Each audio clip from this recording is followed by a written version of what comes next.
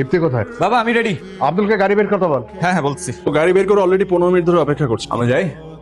কি ব্যাপার, সবাই আমার দিকে এরকম হা করে তাকিয়ে আছো?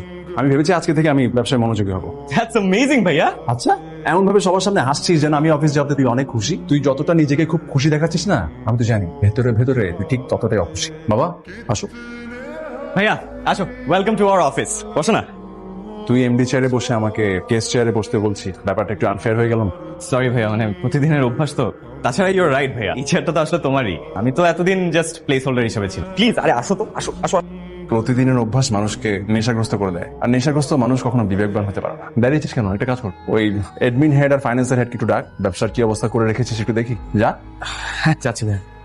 কোন সুস্থ মানুষকে অফিস করে নাকি? অফিস করবো ইফতি, আমার পক্ষে অফিস এটা পসিবল না। এদিকে আসো। বলো। এর জন্য তুমি সবকিছু থেকে বঞ্চিত, কারণ বাবা তোমার মধ্যে কোনো রেসপন্সিবিলিটি দেখে না।